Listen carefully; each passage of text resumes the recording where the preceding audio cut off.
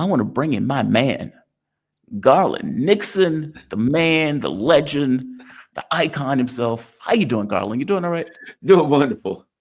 Good. I'm So, glad that, you could join me. I am Garland Nixon. He is host of the Garland Nixon Show, political analyst, radio broadcaster, commentator, and a good friend of this show. And we do our own show Monday, Wednesday, Friday, 4 p.m. normally when we get the opportunity, unless something comes up.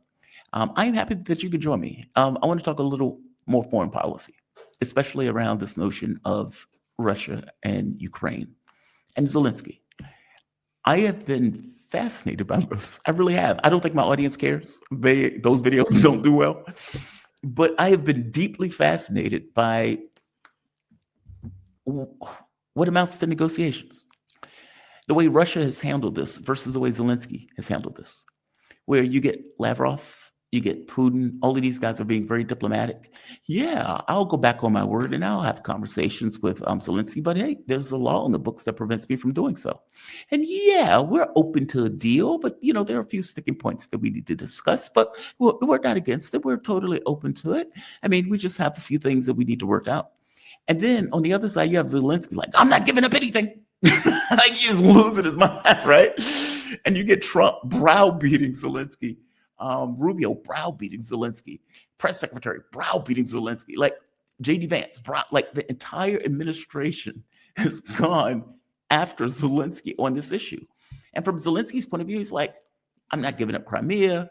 And then you go to Europe, and Europe is doing everything they can to put the kibosh on it.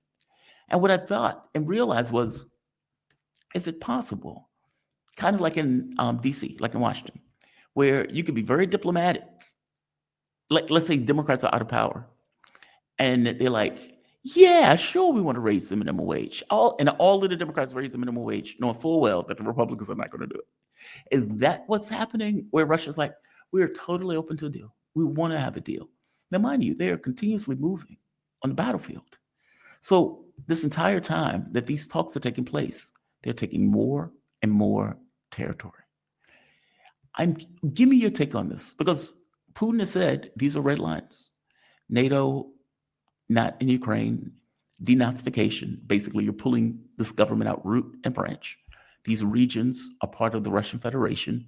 They're not changing. Crimea, Kherson, Donetsk, Lugansk, and Zaporozhye. But Trump's deal doesn't attend to some of those red lines. And so them being very diplomatic, the catch becomes, okay, well, Putin's red lines fuzzy. I don't think they are. I don't think they can be, considering, the blood and treasure they had to give to do it. So are they being diplomatic purely knowing full well that Europe and Zelensky are not going to accept the deal? What are your thoughts? well, so let me get, me, I love analogies and all that kind of stuff. Yeah. So here's what I think about, Look, talk for me. I need to go check something. I hear water running and I need to figure out what's going on. Yeah. So please carry it for me. Okay. A couple of things here. Number one, and what I think is the discussion of philosophy, right? If you study philosophy, one of the things that will be discussed is what is reality? Is reality what a table? I can touch that table. That's reality. Or is reality what I think about and believe? Well, I think that tables are good or bad, and I think that tables exist or don't exist. What is the reality our perception, or is the reality in the real world what we can touch, what we can feel, right? So I'll give you another analogy, and I think these are going to make sense in the context of this issue of negotiations, right? The other part of it is, I used to have when I used to do sales. When I first retired from law enforcement, I did sales for a while, and I had a sales manager. He was great, and this is the way it worked: is he'd say, you go out and you talk to this customer. Oh, we want to put cameras and security systems in building stuff, all this stuff, right? And you come back from a sales visit, and you'd say, well, I talked to them. Don't tell me all that stuff. Where are we? Did you get the sale or you didn't get the sale? If you didn't get the sale, tell me why so I can intervene, right? All he wanted to know is for me to say, look, I didn't get the sale, and the guy said 15,000 was too high for installation. He could do as high as 10. And he'd say, I'll get on the phone with the guy and get the deal. He wanted to know, in the end, he didn't want to hear about the discussions or whatever. I want to get these numbers. Tell me where we are. Uh-huh. right? Can we get the sale? Is there anything I can do as a manager? And then I'll move on to the next guy. He was about end result. Here's my point. Negotiations is a dance, right? Okay, a perfect example here. And if I'm the Russians, I look at this. So Witkoff meets and the so-called diplomats meet, right? And they talk about two things. Well, we've got to go somewhere. Number one, we can open up direct flights between Moscow, between the US and remember the diplomats were talking about that. Direct flights between Russia and the US open back up. Number one. Number two, something else we can discuss is, and this is all part of what I'm getting to.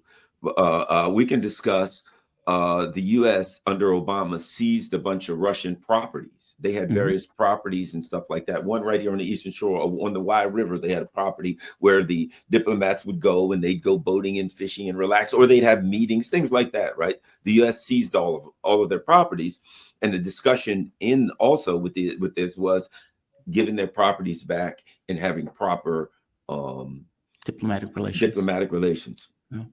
Have any flights changed? Nope. Have they given the property back? Nope. Right? So they're doing a lot of negotiations. But my old manager, if you say, well, how are negotiations? He'd say,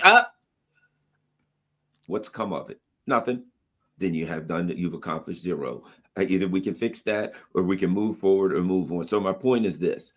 Oh, and if you think about it, the U.S. puts forth a plan that the Russians aren't going to take, right?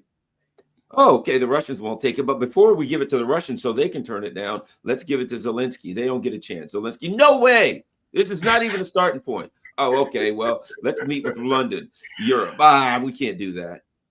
So the U.S. puts forth a plan that nobody will accept because there isn't a plan that the U.S. can put forward internally because of the fighting and the neocons and the factional inside the U.S. blob. There's no plan that Trump could put forward that anybody would accept. So the only result that I see is the kinetic destruction of Ukraine, and Russia takes what they want. But if I'm Russia, why don't I keep this dance going? You know what I mean? If I'm Russia, I'm like, sure, yeah, let's talk about this. I'm going to be beating the hell out of Ukraine the whole time. But if you're Russia, why wouldn't you do this busy work? Because to me, if after all of this time, you come up with a plan that a couple of schlumps on YouTube, you know what I mean? I'm not John Mearsheimer or Matt Locke or any. I'm just a schlump. I'm an ex-cop. I'm a guy who, give me a break. And I can look at it and say, based on my expertise, which is pretty much zero, that ain't going nowhere. Dead letter. I think they should be able to figure it out. And the Russians are like, yeah, let's keep talking with these clowns and we'll just keep doing what we're doing because we see what we got to do to finish this off. That's my evaluation of this whole, quote, negotiating dance that's going on that seems to be nothing else but negotiating for the sake of negotiation. So the Trump team can say, hey, we're negotiating with the Russians, and the Russians can say, that's great negotiations, let's meet again, we'll meet in Doha, maybe somewhere else next time. That's great. They'll eat good food, there'll be people taking pictures, they'll march. Oh, they talked for 6 hours. I think it was 8 hours. I think it was 9 hours and 27 minutes. Get out of here. That's what I'm thinking. It's going nowhere. Show me the money. What has come of these negotiations? Zero have come of negotiations in like 3 months. Yeah. The beauty of it for the Russians is that they come across diplomatic. They come across open to make a deal. They come across, hey, we tried. We did everything we could. We worked with the Trump administration. We worked with the Americans. We tried to come up with a fair deal. But look at the Europeans and Zelensky. They just wouldn't accept anything. And Trump, knowing that he wants to make a deal with the Russians, he may come away with this and say, all right, this is Joe Biden's war. I'm stopping. I'm done. I'm calling it, I'm walking. However, there's money to be had in Russia. And maybe we can try to make a deal considering they were conciliatory and easier to work with than Zelensky, meaning the fact that they're acting this way, they still may get some level of concessions from America. I don't know what those would be. I don't think they care all that much about the sanctions, considering their economy is better than Europe. Like, it's fascinating to me. Like, they are, Under normal circumstances, you want to seem diplomatic. You want to seem open. If you remember when Zelensky was like, I'm not making any deals, and put it in the Constitution, like made a decree. Okay, well, that looks bad. If you're an American and your proxy is like, I don't want to negotiate, that looks bad. And so they pushed Zelensky to say, hey, you need to pretend like you're negotiating. In which case, Zelensky comes out and says, okay, I'm willing to negotiate. Okay, well, but everything that he says is to the contrary. And if you listen to Arestovich, I have the clip somewhere where Arestovich is the guy that says, why should we give up 4 oblasts? Like, why should we give up 4 regions? And Arestovich logically pointed out, it's 4 now, in 6 months is going to be 6, and in a year is going to be 8. That's why. Basically, this is the best deal you're going to get. And accepting this deal, at the very least, or being willing to say, I accept the deal, puts the onus on the Russians on whether or not Putin is going to change his red lines. Zelensky doesn't have sense enough to do that. And instead, they're hitting Kiev. They're hitting, they're taking territory left and right. They took like 4 different spots, like over the course of the last several days. They cannot replenish their ranks. And yet, Zelensky is still, nope, I don't want to do it. It's bizarre, right? Like, why do you think that Zelensky has internalized this to such an illogical degree? I think Arnold said he's internalized his role as an actor. Like he's once an actor, always an actor. He just can't leave the stage. Give me your take on that. Like, I don't understand it, frankly. It's like, look, I'll tell you this way. A person pretending they don't have cancer still has cancer. Yeah. And the notion that he's pretending as if we're going to continue to fight this war and Europe is going to be on our side to do it. Okay, well, Europe can't do it. They can't. So what do you think is going on with this? Do you think he just believes the Europeans are going to bail him out with money, weapons, and all of this other stuff? What do you think is in his mind in this? Kind of like a hologram. You know what I mean? If you look at, the old thing about a hologram, if you look at the tiniest bit of a hologram, it's everything else is the pictures of it. And people say that the universe is a hologram because you look at an atom and it looks like a solar system, which looks like, okay. So he is not reasonable about,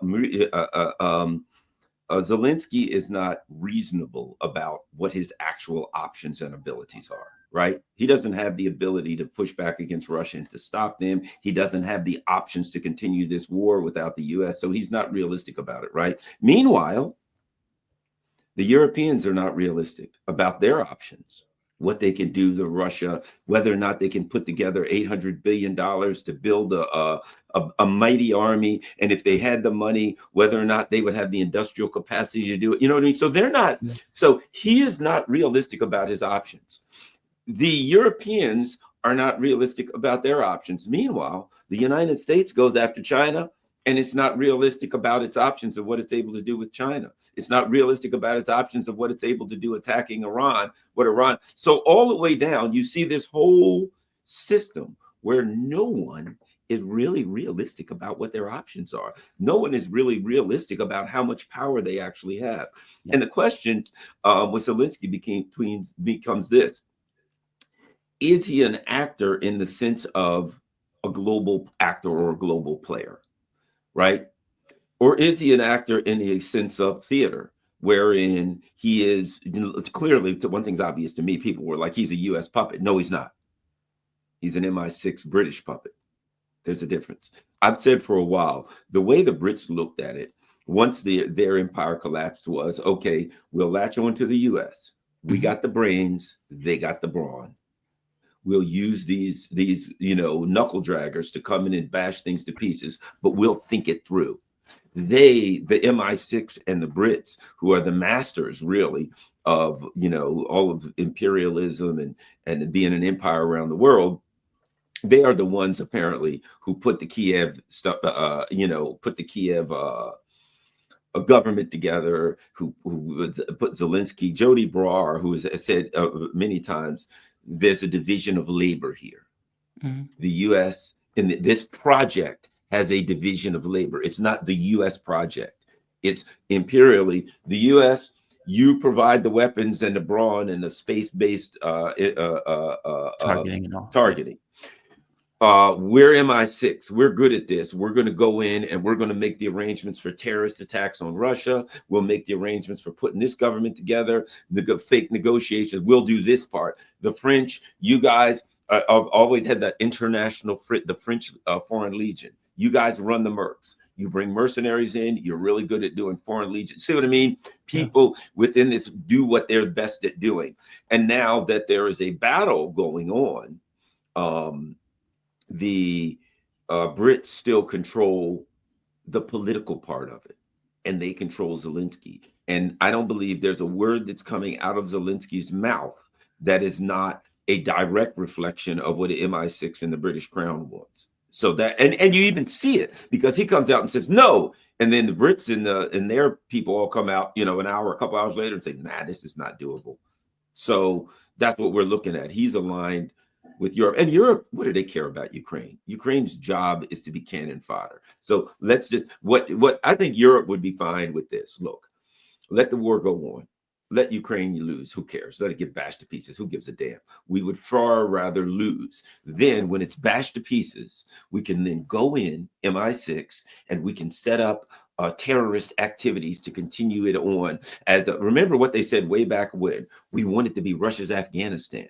Right. Russia will be in there. Now we can set up terrorist activities against Russia. So no, they don't want a resolution. They want Ukraine to go ahead and get bashed to pieces. And then hopefully they can go in there and they can set up their terrorist arrangements and continue to harass Russia on that perspective. That's what I think. See, this was my thought like a year or so ago, because I couldn't figure out how it ended. I kept thinking to myself, they're willing to fight to the last dead Ukrainian. And, as I said, the last guy who fires a shot doesn't mean they win the war, right? Yeah. He's just dead. And then it was like, okay, well, how do you extricate yourself from the war? You may start off as a special military operation, but at a certain point, you keep going. I mean, the moment that you stop, they fill it with weapons, they fill it with troops, and you're fighting once again. And Klitschko, there's a clip of Klitschko saying, yeah, you may have to give up regions temporarily for a temporary peace. And it's like, dude, no. You saying stuff like that means the war continues. The Russians are not going to stop with this idea of in 5 years, you have to fight another war. The blood and treasure is being expended now. And so it was like they're going to force them to take all of Ukraine. And whether that's in 6 months when the military collapses, whether that's a year, whether that's 2 years, it seems like Europe is okay with Ukraine just being collapsed, with Russia going to the border, basically all of it, and then fighting a guerrilla war for 10 years in the West. That is dark. Like the people who scream the loudest about we're, behind Ukraine are the people who care the least. It's astonishing. I think they've been exposed. Well, here's the other part of it too, though. The people who are supporting this the most, I don't, the Starmers, Macrons, and their ilk, I don't know how much longer they're going to be in power anyway, because I think that Europe is heading towards, if they continue on the road that they're continuing, which they're not going to stop, there'll be like blood, there'll be civil war, there'll be violence, because the people in Europe, of course, are going to be, the working class are going to suffer, and they're going to keep pushing these people and cheating in elections and arresting the opposition until this thing really goes bad and there's bloody civil war and bloody problems in the EU. Think about this too, and that is there's a big hole in their plan, and whether or not they're really care, I don't know. And that is, all right, we're going to set up Ukraine so the Russians have to take it, and then it'll be a broken, failed state, and then we'll just keep doing terrorist attacks against Russia. But you've got this big Nazi-infested, broken hellhole on your border, armed to the teeth with weapons that are flooding out into Europe. And a lot of these Nazis, meanwhile, you have an unstable Europe where people are ready for violence against their, leaders. They're so pissed because they're like, look what you did to us. We had schnitzel and baguettes and now we got neither one, right? So all of these weapons are going to be flooding out. And what do you have? A conflict zone. Europe is going to be turned into a conflict zone in the same way that the Middle East has been turned into a conflict zone after 9/11. It's you know what I mean? So it's just going to be weapons and absolute disaster for Europe. Now, whether the controllers of global capital, you can say the Americans or the Brits, but there are controllers of global capital. There are people who have big money who don't have a country. They don't give a damn. If America goes to hell, if Europe goes to hell, they'll move to Indonesia or something. They'll move to Africa themselves and make those countries, better. They don't care. They move their money wherever. Hey, guess what? There's a lot of young people in Africa. Let's go start industry there. We'll make our money in the global South. I'm so done with the U.S. and Europe. They're falling to pieces. See what I mean? You got those kinds of people that are, who cares?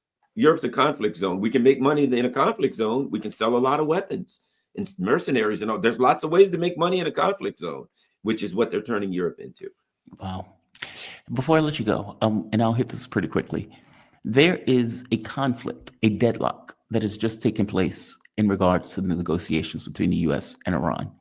And again, I told you, I've been somewhat dark on these negotiations because I thought ultimately there will be a sticking point. So I want to show after the first, let's say, 2 meetings, this is what Wickoff came out and said. This is important because this escalated by Trump, by the way, by the Trump administration. Let's watch this. So this message of peace through strength, it resonates throughout the world. This is not a threat on my part now. It is just a simple fact. The president means what he says, which is they cannot have a bomb. The conversation with the Iranians will be much about 2 critical points. One, enrichment. As you mentioned, they do not need to enrich past 3.67%. In some circumstances, they're at 60%. In other circumstances, 20%. That cannot be. Be clear. He said they can't enrich beyond 3.6%. All right. So Iran keeps his thing. It keeps his nuclear things, but they have to enrich only to a certain level. Then after he gets attacked relentlessly, he comes out and says this, a tweet. A deal with Iran only completed if the Trump deal and any final arrangement must set a framework for peace, stability, prosperity in the Middle East, meaning that Iran must stop and eliminate its nuclear enrichment and weaponization program. So he went from 3.6% to all of a sudden, they got to get rid of it all.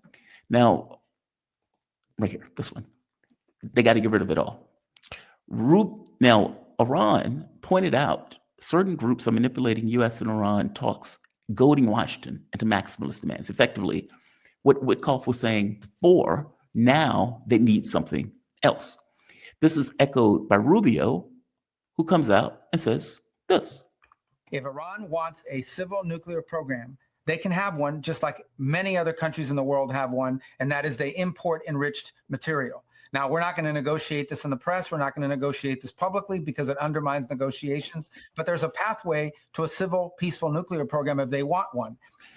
Now, just be clear. What Rubio is talking about is you need to get rid of all of your nuclear products, meaning not 3.6%, not any of it. And you need to give it to a third country and let that country bring it in. Okay, well, that's a red line. Iran has already said that was a red line. So what started off with Wickoff now has Rubio echoing a new position that all of it must go. I know you got about 2 minutes. Give me your take on this. By tomorrow morning at noon, maybe 11, Trump will have tweeted, well, things are going great. It looks like we're close to a deal. You know what I mean? I mean, that's where we are now. Think about it. Every other day, I've got to the point where I don't even read that stuff anymore. I mean, look what it's done. Yes, there's nuclear bombers everywhere. We're surrounding Iran, and they better act or we're going to blow the hell out of them. Hey, we've got a great deal going with Iran today. Things are looking good. They can only go to 3.6%. We just want to deal with Iran. However, we get the Russians are talking. They better. And you're sitting here like, what the hell kind of emotional roller coaster do you think you're taking me on? Nope. I go back to what my old manager said. When the negotiations are done, show me a signed piece of paper that says this is the new JCPOA. But this business of, hey, this is the exact same negotiation everywhere. China, we're hitting them hard with tariffs. The next day, well, I think we'll get a deal with China. I talked with Xi Jinping yesterday. I didn't talk to him. Yeah, I think I'm coming down on those bastards. We're at 245%. This 145% will hold them. And people are like, well, you told us it was 245%. Now you just said 145%, right? And I'm like, okay, you're threatening the Chinese economically. If they sell our treasuries, any day they wake up and say, we're selling all the T-bills, we're done. We're in 1929 times 10, right? So you're bluffing Beijing that you're going to take them out economically from day to day, but then the next day you say, we got a deal. Russia, yes, sirree. Putin, he better listen to us or we'll hit him with unthinkable tariffs and sanctions. Hey, I think we got a great deal. You know what I mean? It's the exact same negotiations against China, against Iran, against Russia. One day, they better do what we say or we're going to crush them. The next day, I think we've got a deal. The next day, we're somewhere in between. And then we just go up and down all day. So and now we're at a point, I've gotten to the point where I'm back to wherever the old manager was. Show me a signed piece of paper at the end, or I'm not bouncing up and down on this emotional roller coaster anymore. I'm just going to say like this. This is the way you do things. This is your modus operandi, your method of operation. One day you tell us things are going great. The next day you tell us things are going terrible. The next day you tell us you're this close to a deal. The next day you tell us they're unreasonable. You'll never get a deal. It's getting to a point where this is just what they do ad infinitum. Maybe we'll get 4 years of nonstop. I think I got a deal tomorrow with Russia, China, and Iran. Garland Nixon, host of the Garland Nixon Show, radio commentator, YouTuber, good friend of the show. Thank you, my man. I really appreciate you, Garland. All right, talk to you soon. Have a good one. Be safe. All right, bye. All right. Garland is